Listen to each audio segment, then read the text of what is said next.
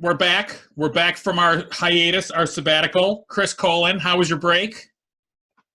The same as the same as every other day. All right. Well, we recorded our last one on the 30th, and today is the 13th. So we took about 2 weeks without doing one, or actually, I've got the Christiane Sims one that's going to go, or Christiane Malone one that's going to go live. But we're back at it. And our guest tonight, William, Bill, Billy. What does your mother call you? What do your friends call you? Billy. All right. The government name's William, but everybody calls him Billy. Yeah, you're the Christian name.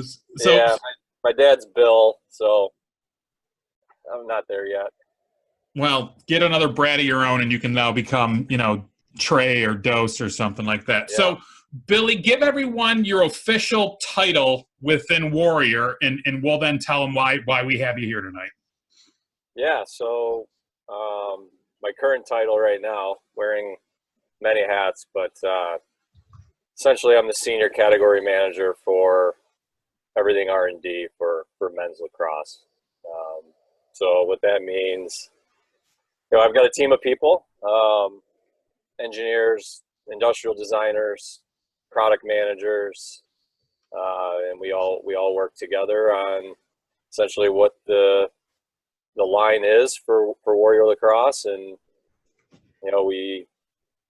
our job is to make new product solutions for athletes, and we go through a cycle every couple of years where we're rotating through our line and making new items, and we're making things across all categories on my team. So helmets, heads, shafts, gloves, you name it. I mean, we're making everything, both sports, indoor and outdoor lacrosse. So we're a one-stop shop here.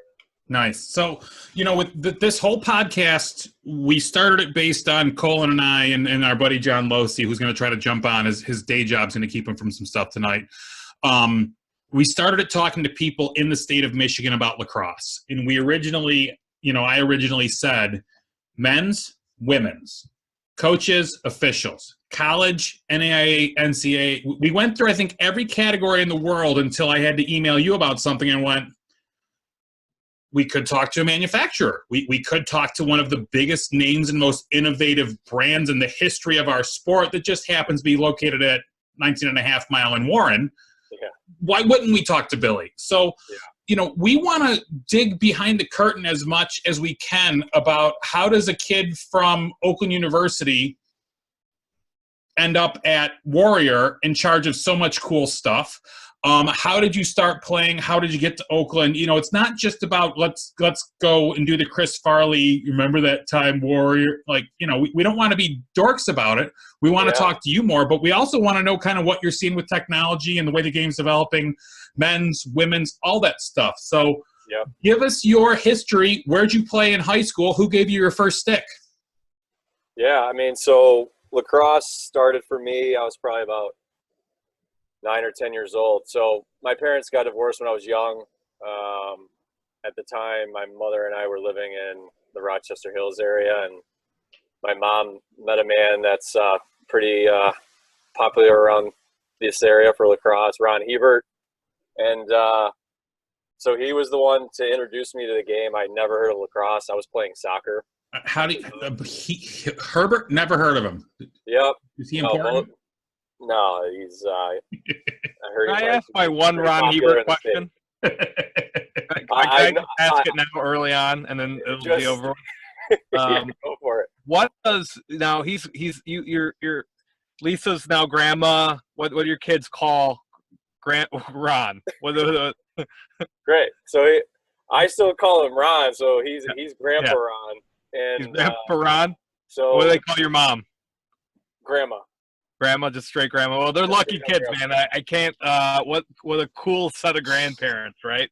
Oh, I think that would be. They're. I'm sure they know it, but that's pretty awesome. I think it's a pretty hilarious set of grandparents right there. So, that's my only chuckle. We did the driveway social distancing hangout today at like 3:00 to give my mom her Mother's Day gift. Nice. And so it's kind of interesting having a conversation with my mom and Ron in their driveway from 6 feet away, but that's the world we live in now. You know, I tease, but Ron is still he's the guy that introduced it to me. It's 7th grade VHS tapes at St. Hugo. He's the guy. I've got a great recruiting story when he called to talk to me about Northwood, about your, you know, he's just Ron. He's awesome. We say this every episode. We got to get him on here. We might just have to bring him along just so it drives him even more crazy. Yeah, I mean, there's a big trend with him getting everybody started. Obviously, Dave was a big one. I mean, he got me into it. But yeah, same thing. VHS tapes. He gave me I think it was a brine super light, and I was I didn't know what to do. I was just messing with this thing, and he gave me the Towson Carolina like 93 Final Four game, and I just kept like watching that on repeat. And he taught me how to do like an Indian pickup, which I thought was like the coolest thing. So I think I pretty much just did Indian pickups in the backyards for hours, and then broke the 2 sticks he gave me in like a matter of minutes because they weren't worth a darn.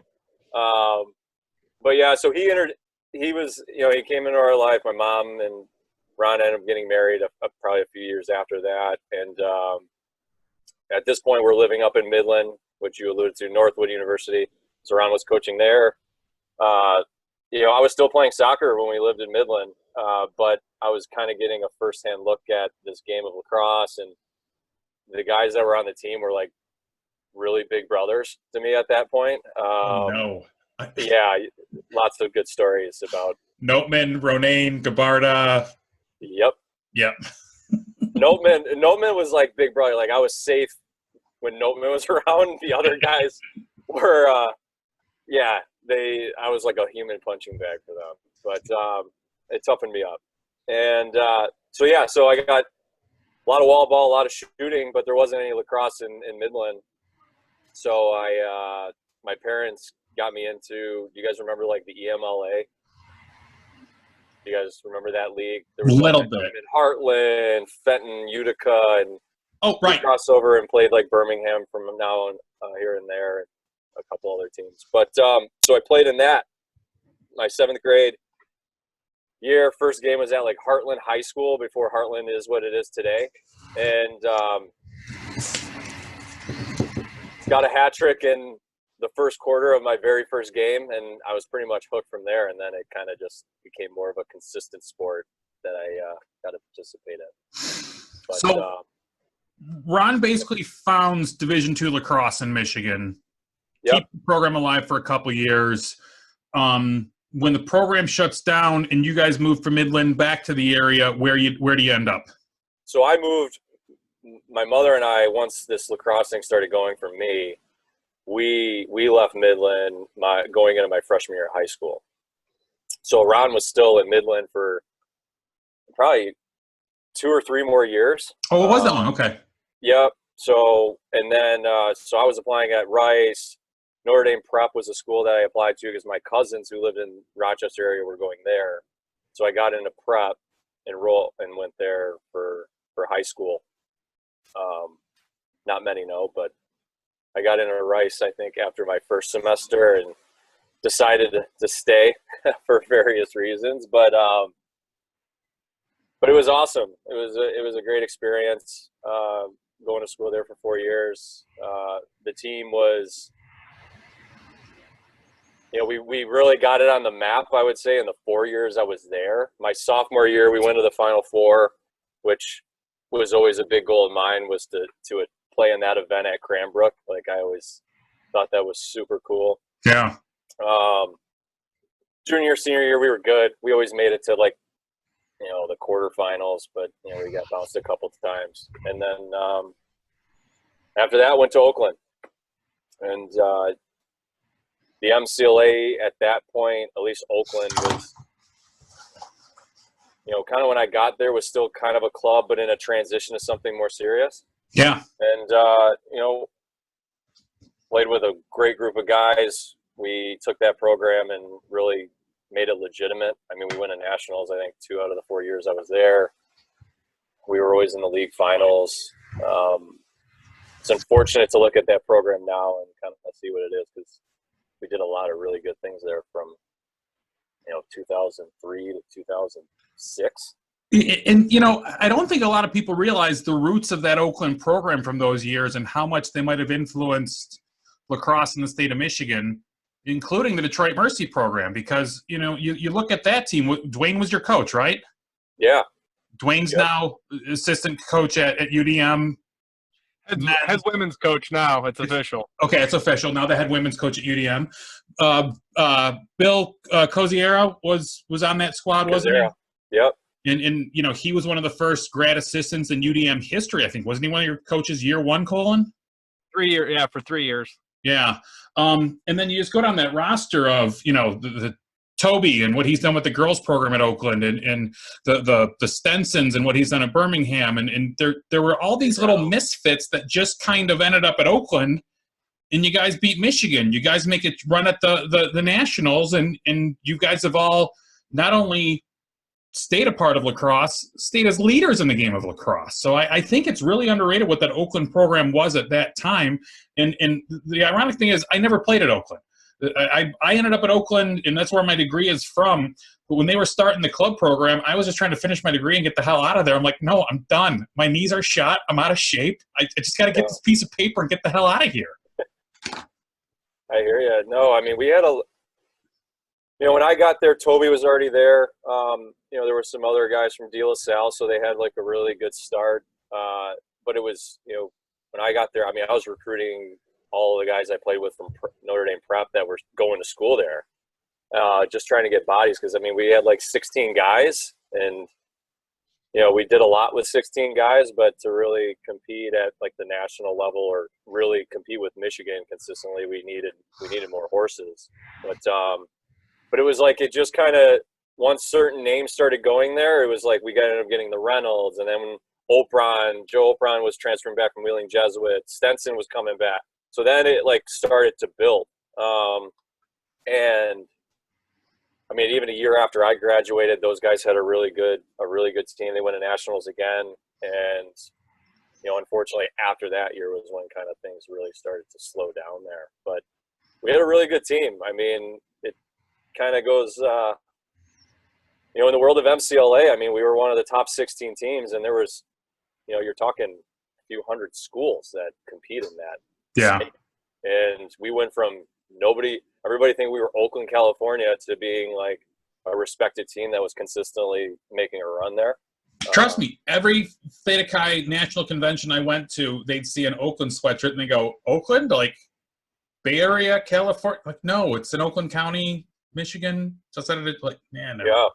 Yeah, it was fun. I mean, I actually was on one of these calls with Coach Hicks and a bunch of the guys from my sophomore year's team. I mean, we're all still brothers. We're still really good friends.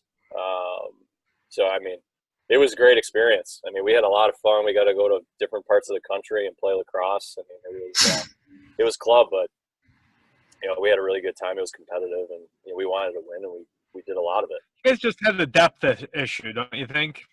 Because I was refereeing at that time. I refereed a few of your games, and I always thought that pound for pound, you guys stood up to Michigan. You know, I would say top 10 to top 10, and then it kind of after that is where they kind of got you guys for sure. And then consistently. I know when you beat them, it was a pretty cool game. I think I was in the stands. I didn't work that when I watched it. I don't know, maybe I watched. I don't even know how I maybe watched that on VHS. I don't even remember how I saw that game, but that was a pretty cool thing. Because they like the underdog situation. But from today's standpoint, U of D, we've taken a lot, and Bill brought a lot with that. How you guys always did a lot with a little bit.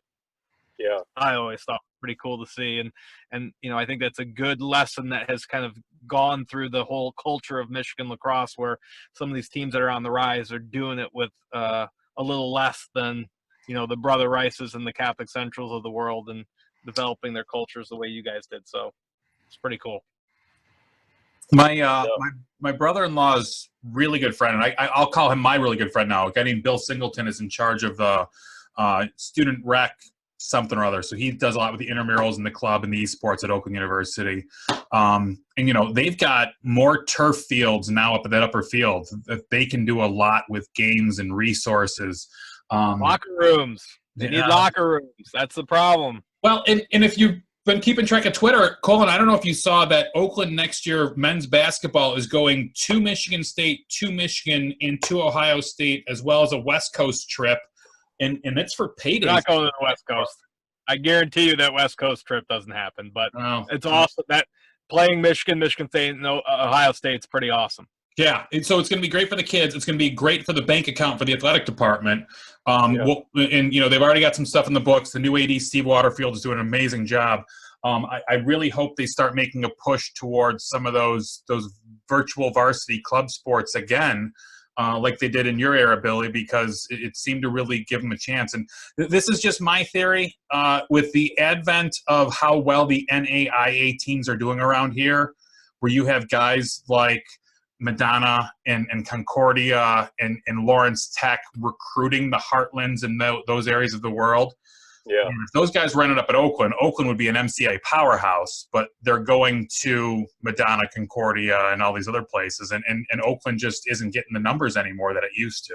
So yeah, we'd love to see him come back, but there's a lot more places to play. I mean, when I was in college, the schools you just rattled off, plus some of the other programs that are Division III, there was really no varsity lacrosse in Michigan.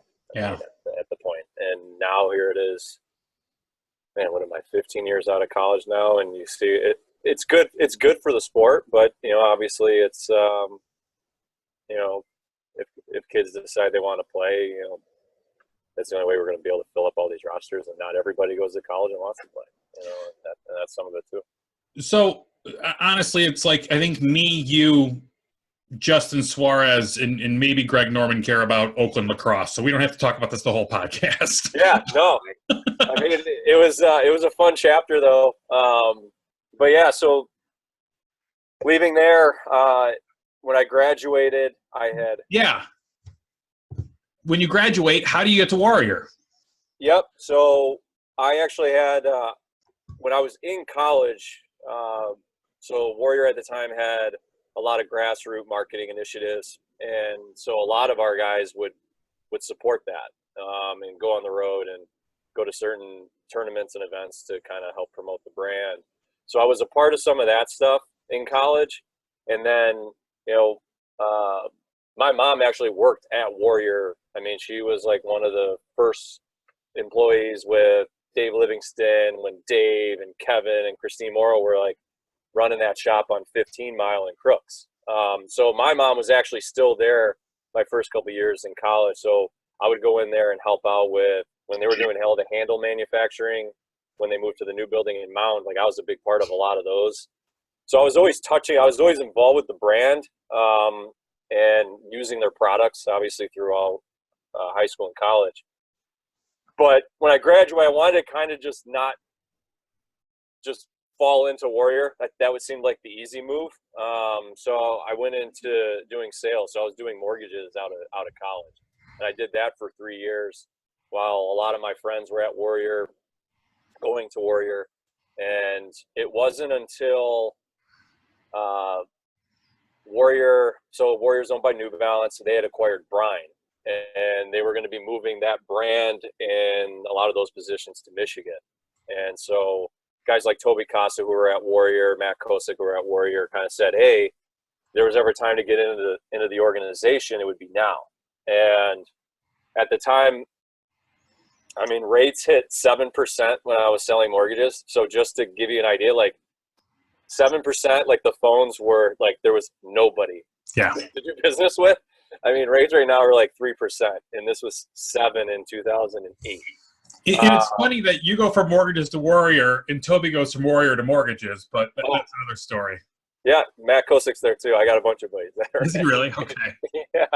So I leave, and I had to go. I interviewed with Dave Livingston, who I've known for years, and he extended me a job, but I had to start in customer service, and work my way up. And so I did customer service. I was in there for about 2 to 3 months, moved into the buying group. So I kind of always knew going there, like I wanted to be in product. I didn't know what role or how it would come to life, but those positions were full. There was really good people in there. there was no opportunity. So I kind of went up the operations side. So I knew customer service, I knew sales coming in, went into operations. And then after about a year and a half, a position opened up to be the product manager for Bryan Lacrosse men's, and put my name in the hat, and I ended up getting the job. So I ended up moving into, that's how I got into product in 2010. And then I've been taking over various categories, getting involved with certain brands. And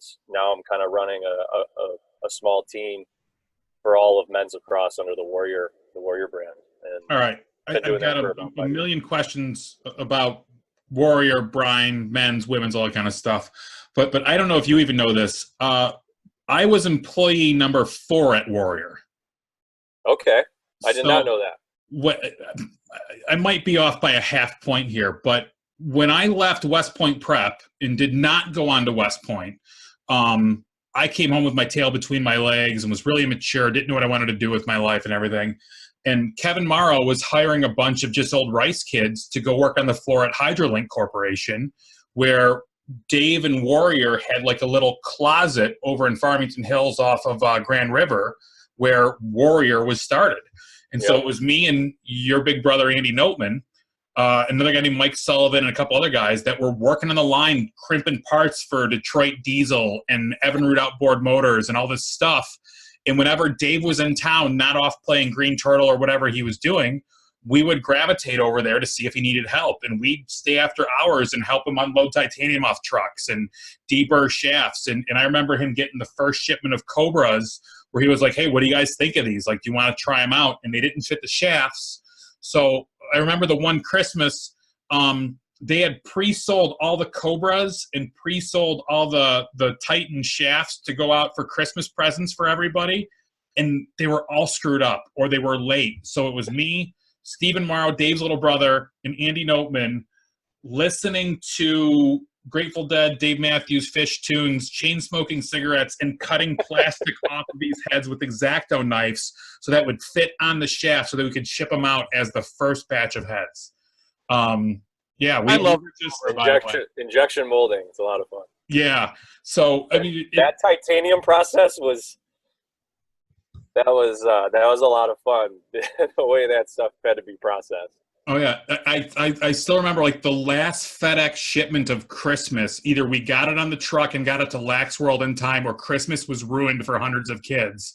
It was me, Dave, Notman, Tyler Simmons, Kevin Morrow, and Steve Morrow having like, this guy cuts, this guy deburrs, this guy shell shines, this guy silk screens, this guy's got a hairdryer trying to dry it in time, and then this guy trying to box it up so that we could get to, we weren't even going to the FedEx store. We had to go to Detroit Metro and drop them off Plainside to not ruin Christmas for half of Baltimore.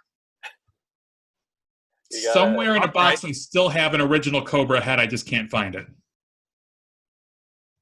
Yeah, that's the keeper. I remember when that one came out. I wasn't as involved with Warrior at the time when that came out, but I do remember it. But the titanium process was still being handled that way when I came through there some odd years later, and it was the deburring and it was you gotta love manufacturing. Yeah.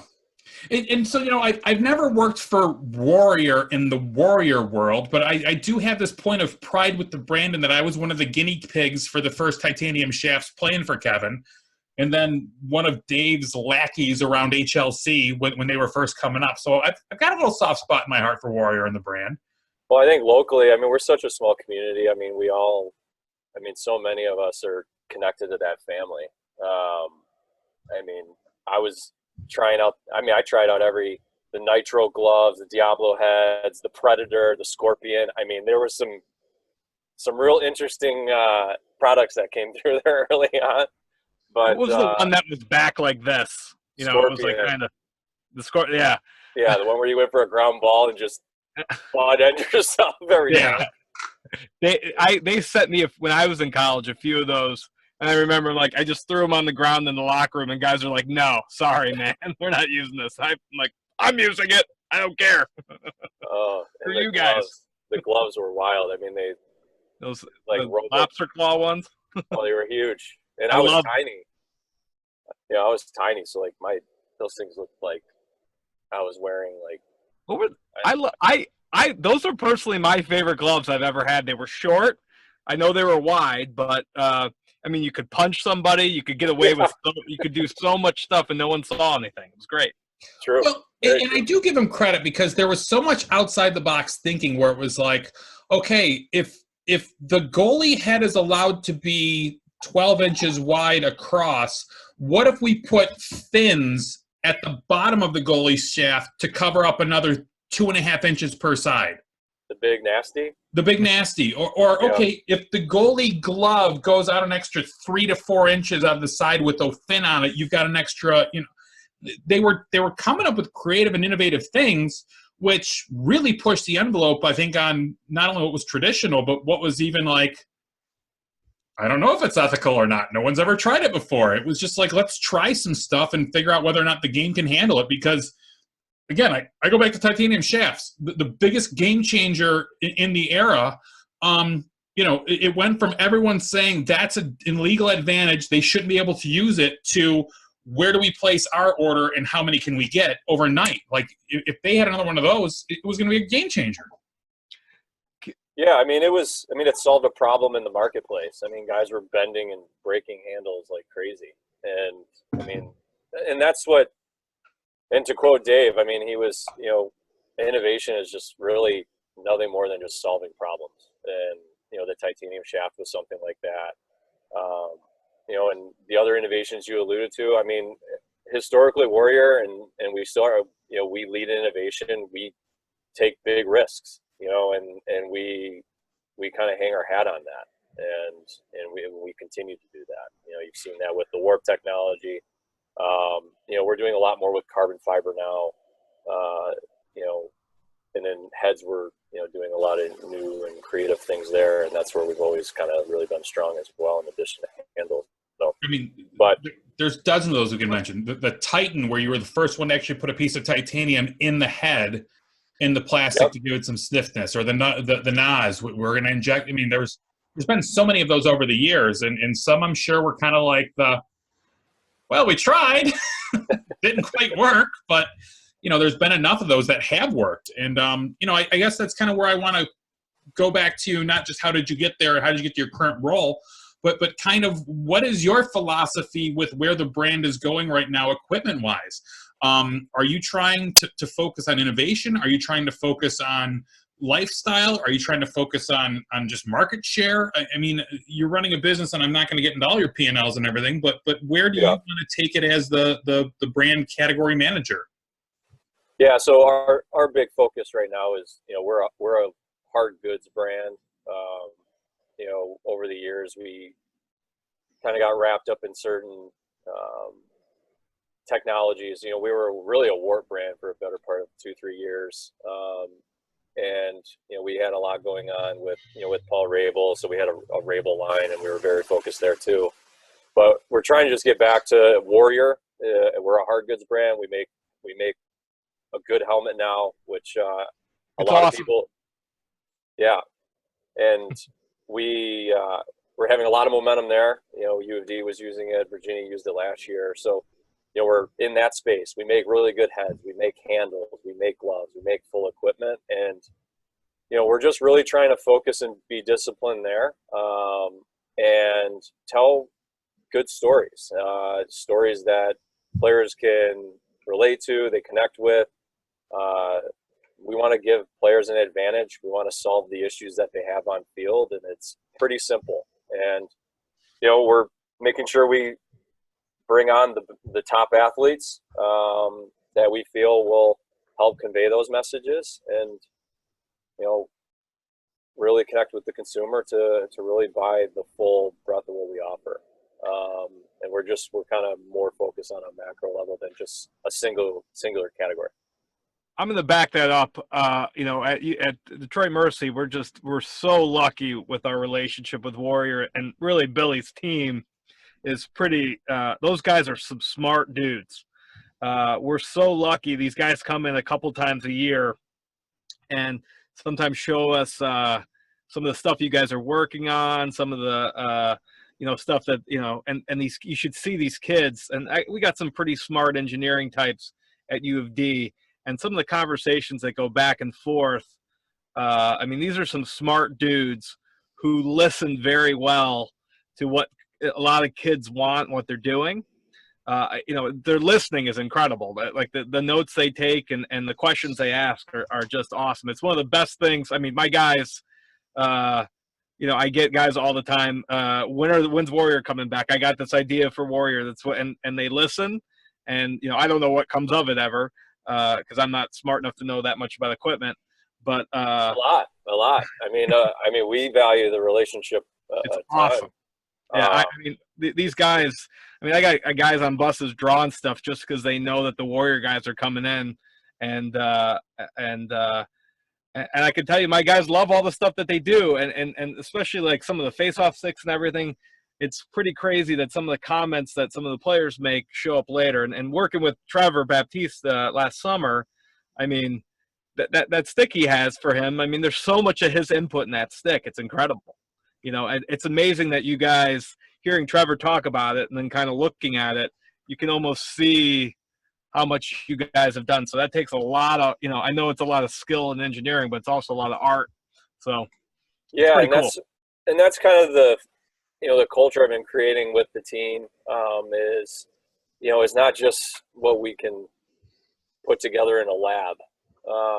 We really we're connecting with the athlete and consumers and making sure that, we're vetting these concepts, these ideas. We're really digging deep with the athlete as to, what's working, what's not working, and then making them a part of the process. Because at the end of the day, if we get them pleased with what we're looking to come out with, then we know when we go to commercialize something, we feel that we're going to be able to have some success. You alluded to Trevor.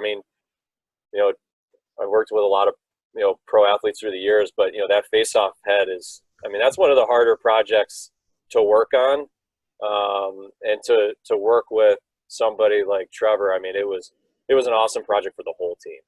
We spent better part of a year and a half getting that from concept to finished, and there was a lot of reviews, a lot of hands-on. That's the fun part of our job, is going and meeting face-to-face with athletes and having them experience our products and helping us improve them.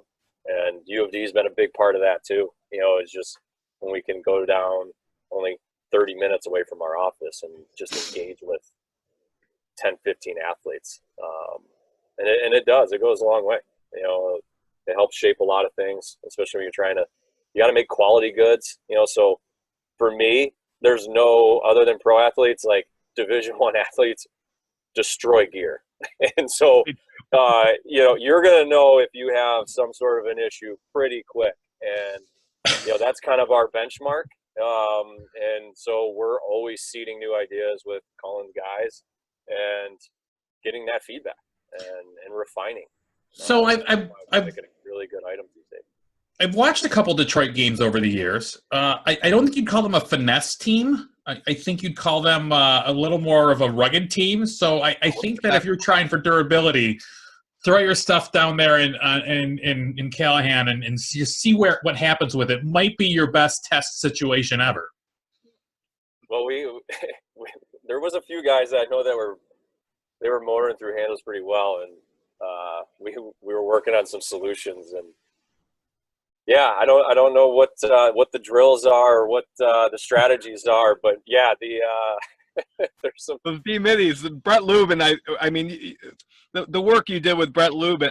Brett Lubin is one of probably the strongest kids in Division I lacrosse, and Charlie Hayes, right? Like a pro, like I think one of the best short sticks around in any league. That guy, you guys working with him, trying to figure out what works for a short stick D-midi, and you figured it out. You figured it out with that box composite. Yeah, I think he got the weight to ratio, perfect for a short stick defensive midfielder, where he stopped kind of breaking him, and now he's playing in the MLL, and I think he's still using the one that you finally got to him after all those. Whatever iterations, whatever it's called that you guys do, I don't even know. Iterations, but it's, yeah, that's the cool thing for us is we get to see all that, and and there's such a great product at the end of it. It's cool. No, it's I mean, we've really enjoyed our time, and we've had obviously you guys involved with Warp when we were really diving deep there, and they helped contribute to a lot of the refinements even to that product line. So it's been exciting. But we're always going to keep pushing innovation.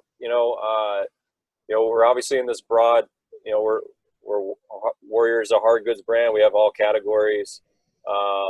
Warp is a big focus for us. We're continuing to refine and innovate within that platform. You'll see in the back half of this year, unstrung heads will be a focus too. So we have some new products coming out there that are groundbreaking, and just more options for. One thing about lacrosse is it's very specialized, and strategically for us, we just know we have to have options for multiple positions within a calendar year. But a lot of fun, exciting things we've been working on. We're really pleased with our portfolio. Now it's just about getting it in the hands of kids experiencing it, and just for like our carbon fiber handles, Warp, our helmet, just them experiencing it, and then we're really excited about what's to come. There's a guy on Twitter named at Vintage Lax Brand. I'm not sure if you're aware of him or follow him, but he's the American Pickers version of a lacrosse junkie, and he's just going around and picking up old heads, and I mean a lot of like Sam's Superlight 2s, high walls, that kind of stuff. But then getting into some of those just like the M1 versus MX versus MD series where it was like, this is defensive head. God, this thing's garbage. Or, their STX had the Viper in addition to the Turbo and the Doctor of Defense. And it was like, oh my God. You look at what we had back then as far as specialized sticks to now what you guys are doing across the board. I get a little bit of a fanboy on this, podcast every now and then. But really, if you're going to think about going to play ball somewhere, if you go to Detroit Mercy and you've got Warrior bringing down the gear to customize and work with you on it, and then you have a guy like Sean Higgins of Stinson Meller at every game, every practice, custom stringing, working with you on your pocket, working with you on your I mean, Colin, you guys might not have the biggest budget, but you got the best mental resources and people that care about you than anybody else in the game, I think. Well, I'm. Tell me about the unstrung heads. I still think one of the. Well, I mean, I'm like, yeah, you want to talk fanboy? I mean, I think Warrior still the heritage of the unstrung head. Like that's one of the things we talk shafts, we talk Warp, we talk protective, everything that Warrior's done great. I still think. The Warrior Brian heritage of heads is superior to the other models. I don't care what anybody says. So the fact that that's a refocus, and I know, knowing you guys, I think that's going to be a pretty. Can you give us a hint? What's going to be happening with that, or no? Yeah, I mean, it's all gonna start. It'll start becoming news shortly, but.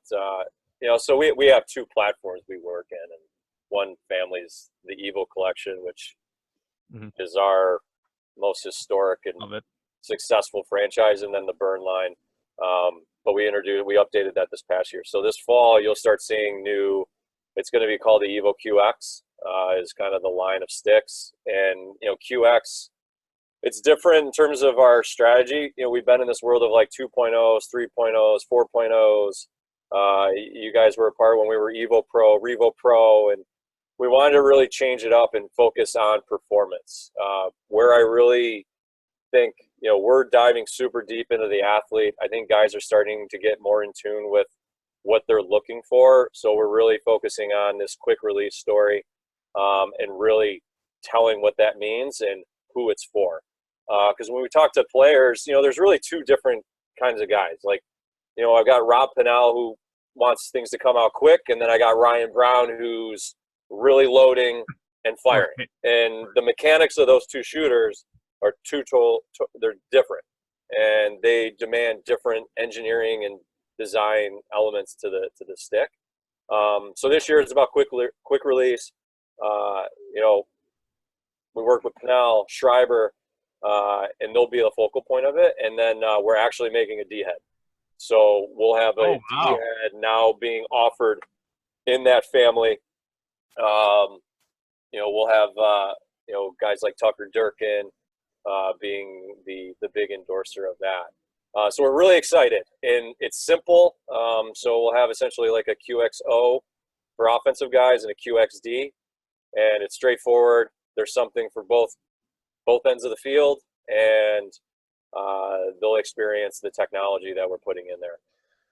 There's a little more to it than just this whole quick release piece. There's some other elements to it that makes it innovative and better than some of the things we made, but you'll hear about kind of what you did with Baptiste and face-offs, you're now going to do with defense and Durkin, and sounds like Schreiber and that line, and then hopefully down the road, that's going to be great. We've we've gotten these on a few guys already, and the reviews and the performances. Does Tucker have one? He does. Does Tucker have one? Okay. Yep. I got to get him more. I'm gonna have him take a picture as soon as we're done with this.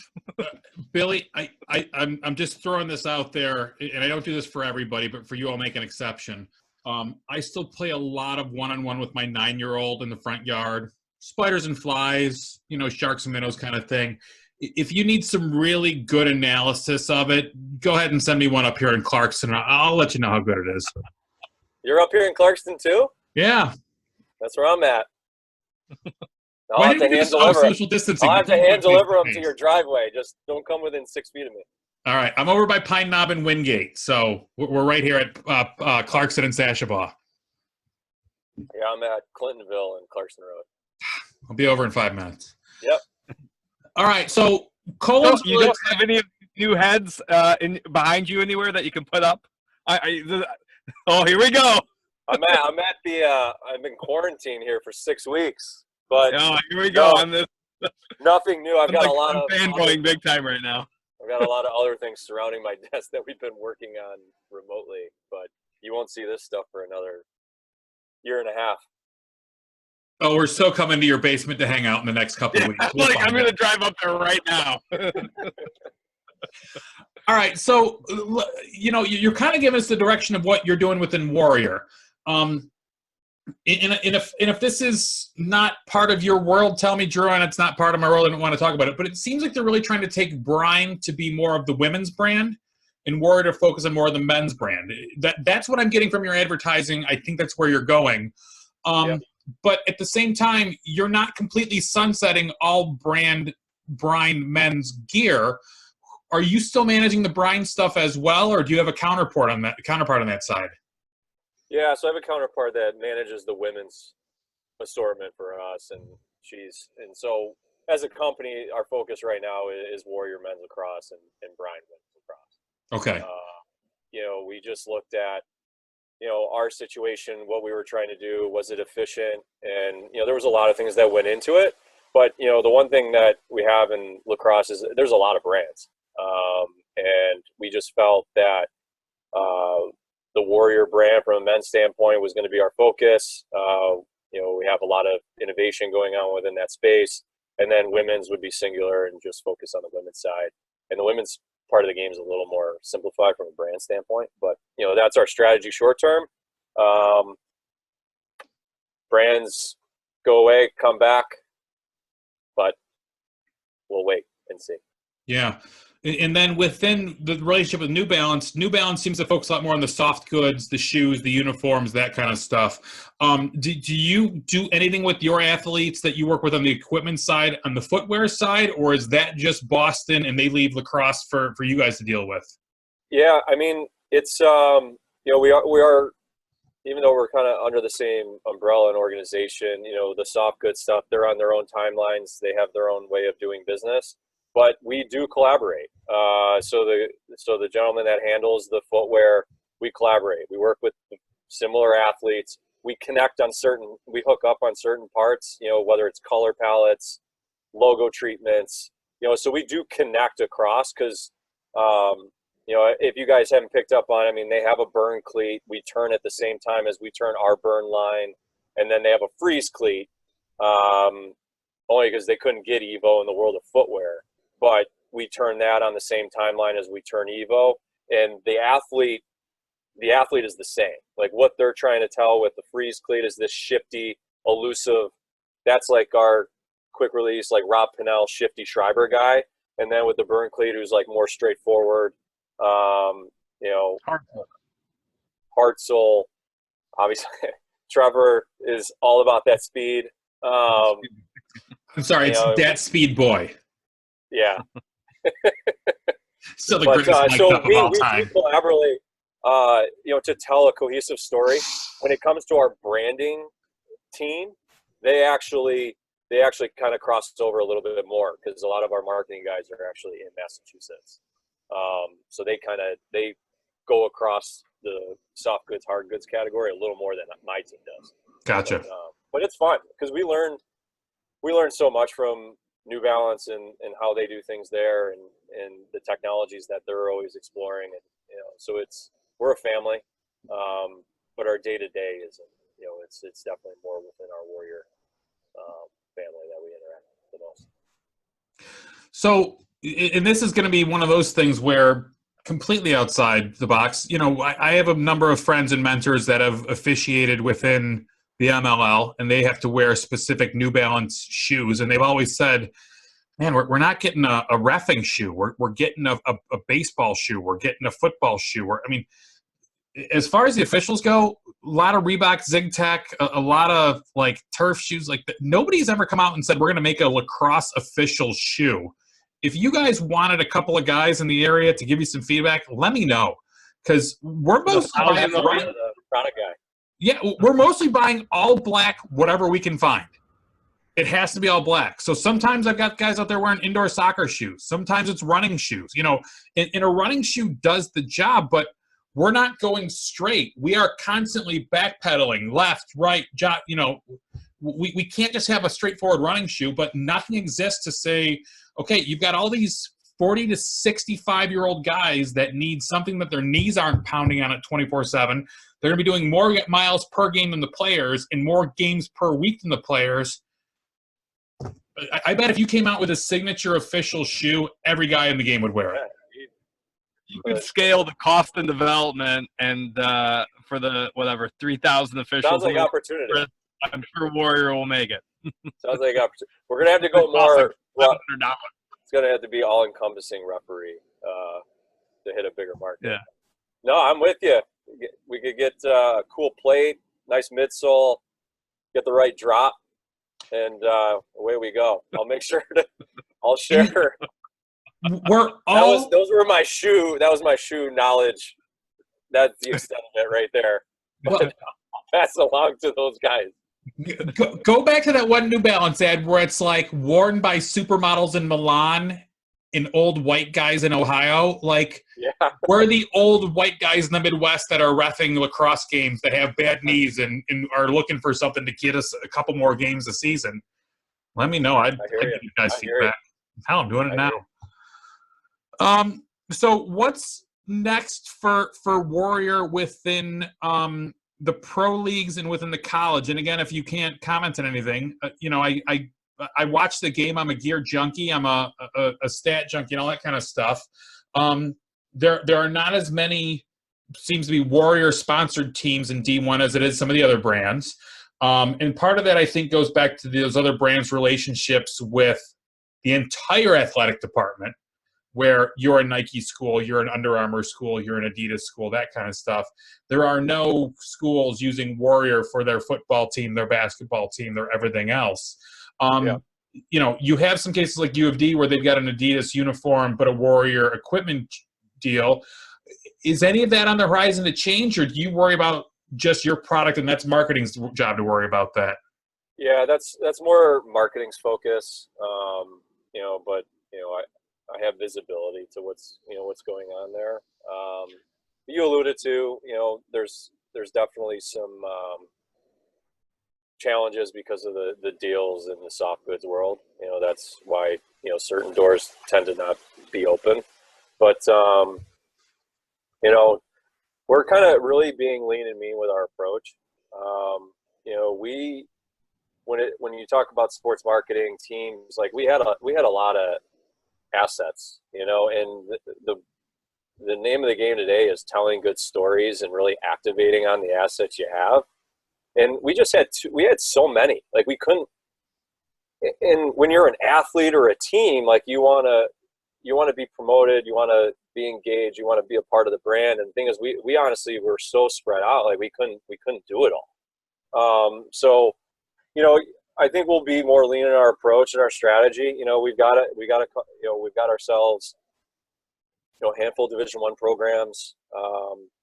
We've got some really good high school programs that are, you know, in that, you know, with the Hills and the Culvers and the Rice, and, you know, and then once you start going beyond that, you know, we obviously have even more relationships, but we want to activate those teams and those brands and tell those stories. And once you start getting into the worlds of, like, you know, 20s and 30, you start spreading yourself out. Yeah, you dilute it. I'm gonna vouch for that. Because I was with Sean Kerwin in December in San Antonio, assistant coach at Virginia, and he was talking about the deeper relationship that they have with Warrior than they've ever had with any other brand. So I think one of the things Warrior's doing and working with a couple of the Warrior athletes in the past too is it seems like what Warrior has done is they've kind of cut the fat, and where some people say they have relationships with teams or athletes or whatever, it's just they mail them product and that's the end of it. They've kind of taken valued relationships with, you know, a school like Virginia and said, hey, you know, we're going to get a little bit deeper, do some product development, make everybody feel more important about it in the process and help each other and truly be partners. And I think you're doing that with your athletes too. That's why your athletes are pretty loyal to you guys. And I think that's a much smarter approach than having a lot of athletes or a lot of college teams and just, you know, here's some free product, see you later. So I think it's smart. Yeah, we want to connect with athletes too, and make sure that, you know, they understand our culture, understand who we are, what we're doing, and, you know, our athletes, you know, we've got that, you know, we've narrowed that down a bit. But you look at our you know, our team of athletes. I mean, we've got the number one or two guy in every position. I mean, and they're a focal point of our product launches, and these guys will be front and center. So I think, you know, just as an overall macro, that's kind of more, you know, more our approach, kind of quality versus quantity, and that's what we'll be focused on.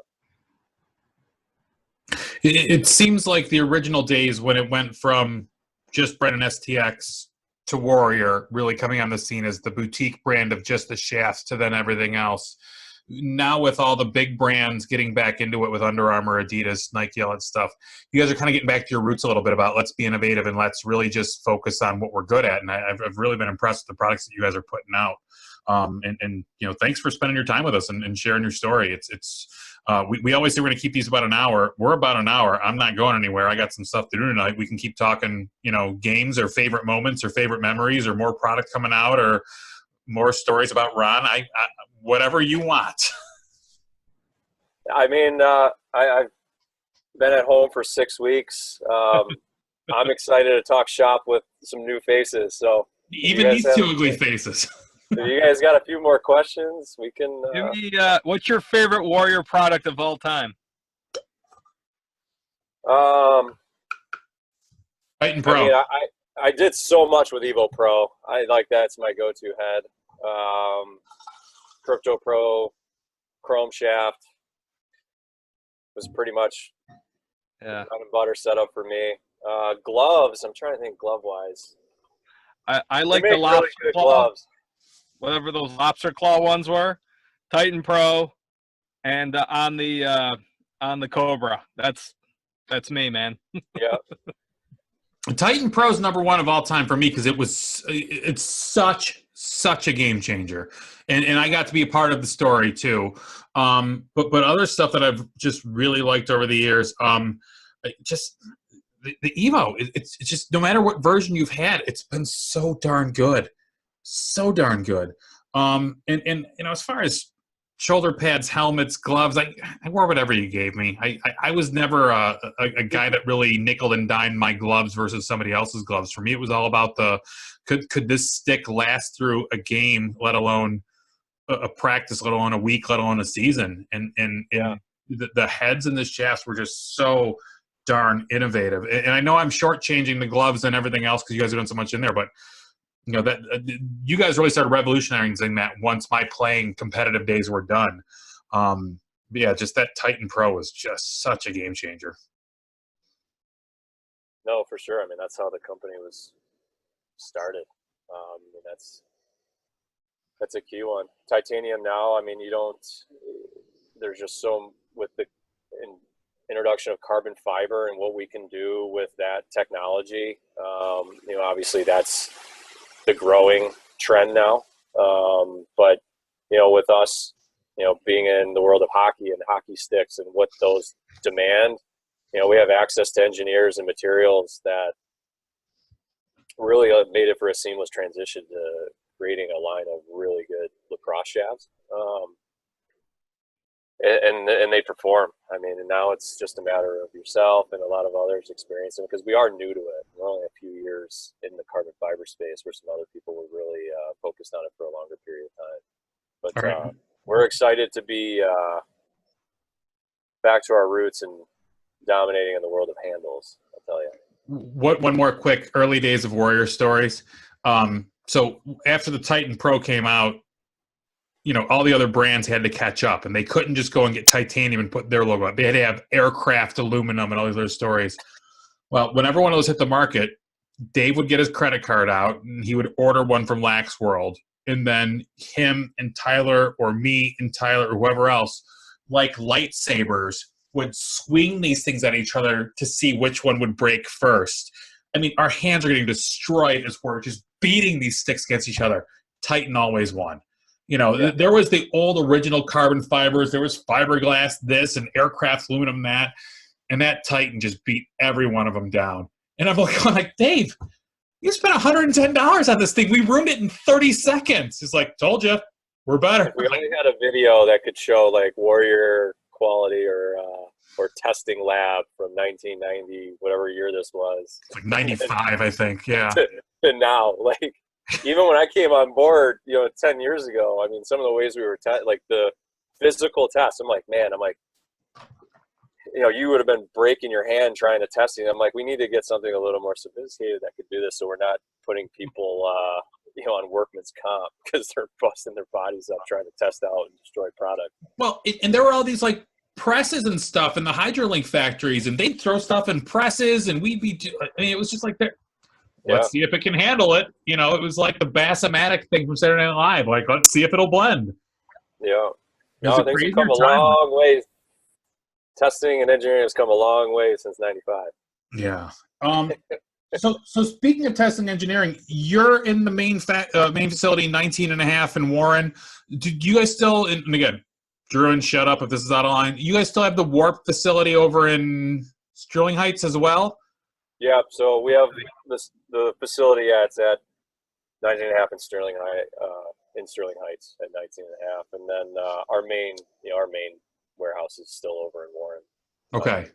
In 14 Mile. But I might have been mixing them up or blending them. Yep. So that's the two locations, and so my team, we bounce between both buildings. So we have business in both. So, I think a lot of people would get a real kick out of seeing the candy factory, seeing, where the toys are made. Have you guys ever had a documentary crew just kind of follow you through there for a day, crib style to show what's going on in there? Yeah, we've done a couple with just even U.S. Lacrosse, as well as just new products we launched, where we had a lot of video capturing a lot of the technology, the process. But and to your point, like, we've also done a lot of like local communities, just people that we've connected with. We brought them through on tours, because it's really, manufacturing is, it's really unbelievable to see. And obviously us being passionate and engaged with lacrosse, to see how a lacrosse head is made, a warp head is made. It's really eye-opening when you bring people through. I'm shocked, Drew, and you have not been to Warp City yet. None of my guys work there anymore. My guys are the old guys. And you got this guy now. Yeah, okay. Billy, man. I will take you up on that, Billy. I am shocked that you would. We'll get you. We'll take you on the tour, man. That would be that should for your birthday. That's where you should go. Well, in my defense, if I ever wanted something in the day, I would call Dave. I would call Kevin. I would call Mike Walker. I would call my old guys and go, hey, I need stuff for my St. Hugo program. And hey, you're having a warehouse sale. Can I get in early? I was able to kind of tap into that. But I'd love to even see if we can, bring some USL people out there to get a tour of the location.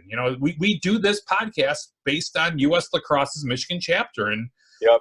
We want to spread the word about what's going on in the game here in the state. And I'm loyal to my roots. So I'd like to see more publicity for you guys than the other brands that aren't based here in this state.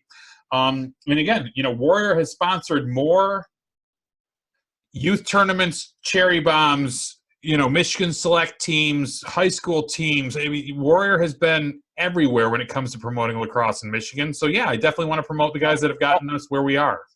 All over the country. I mean, you could talk about, Billy's not a marketing guy, but, their sponsorship of the large format tournament, they were the innovators in that too. They kind of got into the middle school jamboree, large format, 3D, Denver with 400 teams. That took a lot of relationships, a lot of time, and that really helped grow and expand the game. I don't think for a while in Michigan there was a tournament that wasn't sponsored. I don't think anything for a while in Michigan wasn't sponsored by Warrior. And from 7 teams to however many 100 teams there are now, Warrior had a lot to do with that. So. They've been pretty, they've been a bedrock for the growth of the game and the growth of a lot of people. Every single kid on my team likes Warrior because that's what they saw at their middle school tournament. And I'll take it a step further. I went to the Michigan Scholastic High School Coaches Association Hall of Fame where, Ron was kind of the MC inductee of a lot of the guys. Hands down, almost every single guy that went up there told a story that involved something about, and we didn't have goals, so Kevin Morrow had this tubing factory in Farmington, and he built goals for us, and these things are still there because he made them so well now 40 years later. Just Warrior and the Morrow family have just done so much for the game over the years. And, again, so many of you guys, Billy, and over the years, all the guys from Oakland and UDM and everywhere else that have landed there, it's definitely been a hometown and our roots kind of community company. So we're definitely glad to have you and all that you've done to support us, and proud to call you our friends and call you our family. No, thank you. And we're excited about the future of the sport, continuing to partner with various organizations, teams to really continue to get this sport growing to the levels that we feel it should be. And here we obviously, it's a nice luxury having, one of the key top manufacturers in the backyard, and us being able to connect with so many people in the community around here. And that's a focus for us. So completely take off your Warrior employee hat now and put on your Lax guy hat. Are you still playing at all? Are you coaching? Are your kids playing yet? Are your kids old enough yet? Like, what do you do when you're not doing Warrior lacrosse as your day job? Yeah, Warrior lacrosse is a lot of lacrosse for me. I'm getting most of it from that. I'm not playing anymore. My kids are. My son is going to be 7 in the fall, so he's in a soccer phase right now. I'm trying to get him into lacrosse, but honestly, I'm just letting him pick what he wants to do. I'm not going to force him down any alleys. And my daughter's, she's going to be 5. She's young, but I'm not. It's just anytime I get away from the organization, I'm trying to spend it with my family and engage that. I think down the line, I definitely see myself being involved with my son if he decides, to play. I've always thought refereeing would be a good fit, just because, here he goes. Yeah, I know. I'm gonna probably get recruited right here. I just, the way how competitive I am, I'm a stickler for detail, and I just know to be a coach, like I would want to be successful and what goes into prepping for a practice, assessing the team, watching tape. I couldn't deliver on what I think is fair. So that's where like refereeing, like be able to, come do a game, go home. That's probably more realistic. But just right now, there's just been a lot going on, the last 3-4 years, man. Favorite restaurant in Clarkston. We gotta go. Favorite restaurant in Clarkston. Favorite restaurant in Clarkston. I mean, I can literally eat at any of the Union places in downtown. Like I could go to any one of them. Gotta pick one. I'll go with the wood shop. It's a good call. It's a good call. Mark. It's a frequent topic on here. Yeah. No matter who we talk to from what part of the country they're from, Colin asks them a food question. And one of my best friends is one of the owners of the Union Joints. So the Union Joints has got a lot of, play on this as well. Yeah. It's smoked chicken breast. Chris, you remember for when I still Union remember when the wood shop for Andrew Cote's going into the military, those trays of smoked chicken? Yeah, I dream about those trays of smoked chicken. I'll tell the story really quick. So Andrew Cote is leaving from Johns Hopkins to go off to his Marine Corps officer candidate school. And so we wanted to throw him a little going away party, but, it was a bunch of lax guys and family, and there were some underage people, so we're just going to go to a bar. So we found this VFW hall over by the Waterford Airport that said, yeah, if you're having a going away party for somebody in the military, we'd love to host it for you. So I called the Union Joints, and if I told them we were going to have 30 people there, they sent us food for 300 people. There was awesome. Ribs, there was half chickens, there was pulled pork, there was just everything. And I think I chipped in a bunch of money, Cote's dad chipped in some money, Ed Kema chipped in some money. There was just a handful of guys that chipped in, and just all these people that just showed up, other coaches and players and stuff, and we fed them all. The old guard at the VFW hall was pulling Cote out of the bar side, making him rip shots of cheap tequila before he left. And, yeah, that was a really fun night. I forgot about that. Even my wife Anne Marie stopped by with Harper and Gannon when they were just wee little kids because we had just started our family. Yeah, there's been some good amazing food. Yeah. Amazing. So, Billy, if I can give you one bit of unsolicited advice, you have a 7-year-old that's into soccer. I have a 9-year-old that's into everything. He has not selected what his thing is. He's done football. He's done soccer. He's done robotics, catechism, Cub Scouts, lacrosse, basketball, floor hockey, everything. And every season I've kind of given him you pick, buddy, what do you want to do? And so I ran the Little Laxers program up here in Clarkston for when he was in kindergarten, first grade, and second grade, which is a couple days a week. We did spiders and flies and shooting on, goals that are in front of a baseball backstop and just trying to get the hand-eye coordination thing. And I could have easily been that dad in the front yard with the cones out, yelling at him to use his left hand, and why isn't he roll dodging it? I could have been that guy.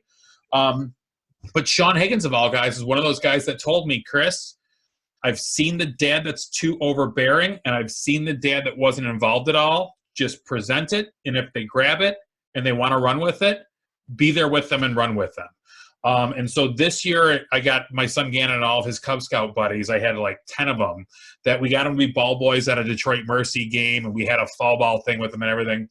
I was by no means the guy – okay – he did have a stick in his crib when he was born. He's got sticks for Christmas at 3 years old and 7 years old. I've always had the game around him. Yeah. And I've not been pounding the game into him.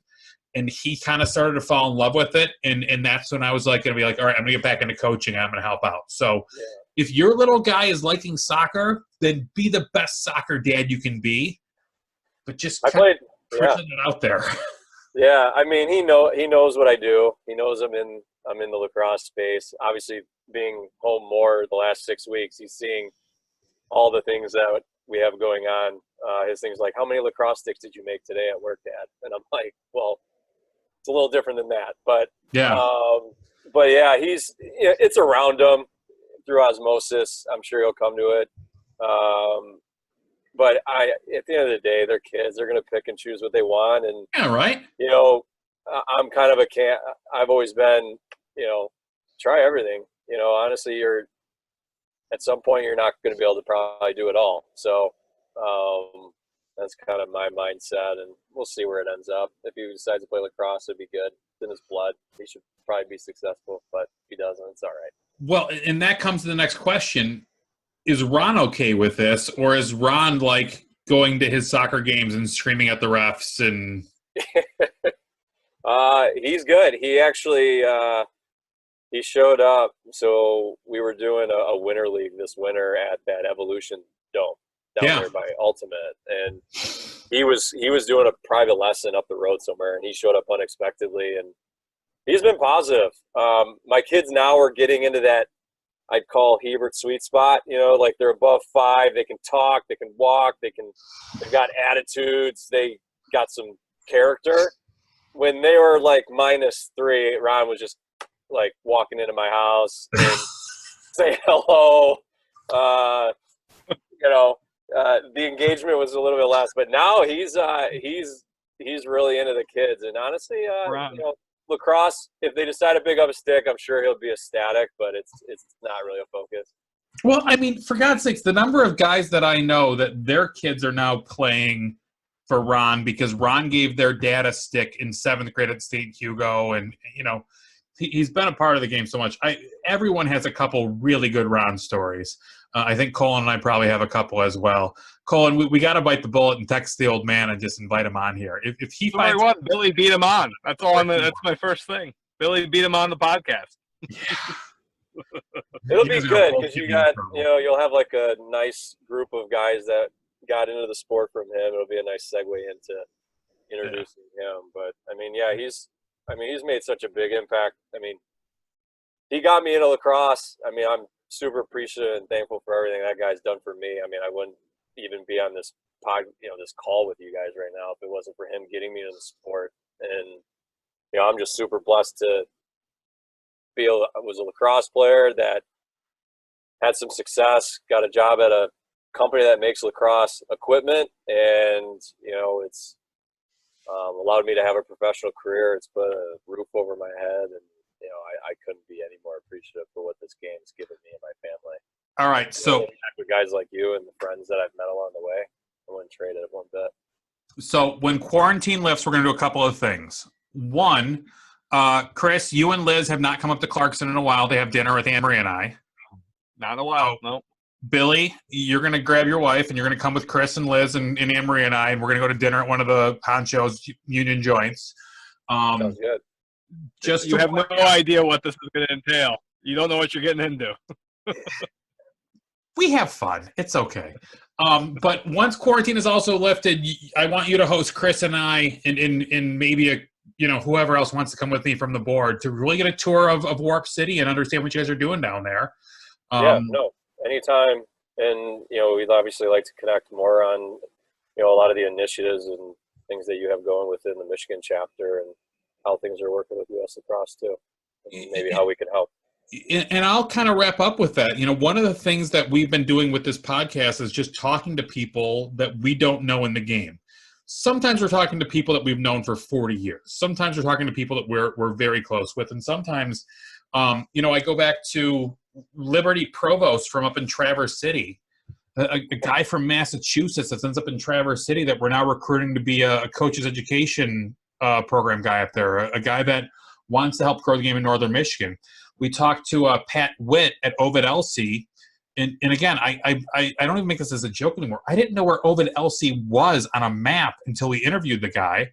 And so many people that had him in their league went, well, the guy doesn't have a JV team. The guy doesn't have a youth program there. And it's because he didn't have the gear or the coaches. And now we have people from his league and people from the game going, we can help him with gear and coaches training, and him saying, well, if we got it through a grant, if somebody wants us to help fill out a grant, I can help them fill out a grant. So there's whether you are the senior business manager of Warrior or the guy that filled out a grant one time, everyone's got something that can help somebody else in the state of Michigan and the lacrosse community. And we're just doing these podcasts to connect the dots and tell stories and get to know people. So we're going to lean on you. You know, you sent me a list of all the vendors in Michigan that have stuff. If I can get a hold of Bryce Woodson and say these are the programs that we want to get grant applications in for, and again, 2020, 2021 is going to be kind of tough. U.S. Lacrosse has been laying people off. The donations are not coming in like they were. But, okay, maybe not this year, but how do we build the foundation so that we do first program grant requests, first stick grant requests, and that kind of stuff? And if we can go back to you at Warrior and say, how do we stretch these dollars to make it the best we can do it? Hey, everyone wins. I want to start connecting the dots and doing it as a way that we leave kind of a legacy of all the people in the game connecting and helping each other out, because it's always been a big fraternity. Now it's just getting bigger and we have more resources. No, I totally agree. Getting gear for these communities, that should not be a problem. There's gear. There's many brands making products. Yeah. So there's no shortage of gear. But, you know, we will, you know, we obviously want to be a part of that. You know, we care about the state of Michigan and where the game's going here. And we want to help out as much as we can. Awesome. And Warrior's always been so loyal to the state of Michigan and in the game. So I don't want to, you know, belittle your commitment going forward as if that's nothing new. You guys have always done that, but it's good to see that you got the right people, you know, kind of at the helm there, pushing it in the right direction. Sure. Chris Colin, any final Billy stories, any final Ron stories, any final Warrior parting shots? No, I just, you know, I kind of like to keep it in the present and the future, man. I'm pretty bullish on where they're going. I love I mean, it's intricately better at what they're doing, I think, with their athletes and with their teams. I think the product that's probably going to be coming in the next 2 cycles is probably going to be the best stuff you guys have done in a long time. So I'm pretty pumped to see it. You know, it's cool for me because I get a little bit of the inside information from the development and that relationship. I think it's you know, I'm pretty I'm pumped to see the defensive head, and I'm pumped to see this quick release thing. So don't sleep on Warrior heads. I think that's always been a great product category for you guys. I think it's going to be pretty awesome. So Thanks. Let's go. Awesome. Let's go. We'll wrap this up. I will say this. Go join U.S. Lacrosse Michigan or just U.S. Lacrosse. It's uslacrosse.com/org. We sent an email out to our constituents this past week that just kind of said, here's our social, here's the new board, here's what's going on. So we're trying to get the name out there. We're trying to still, you know, get members out there. Keep doing your wall ball. Keep going to U.S. Lacrosse for resources. Follow us on @Chris Colin. I'm @Chris Druin. Billy, do you have a Twitter, or are you just @Warrior Lacrosse or @Warrior? No Twitter for this guy. No. Go follow Warrior. Follow Warrior. We are on Twitter, Instagram, and Facebook. Perfect. You guys stay on. I'm going to stop the recording. We're going to all say see ya, but I want to tell a couple quick stories as we're kind of wrapping up the night. Deal? Deal. All right. Stopping recording now. Everybody, see ya.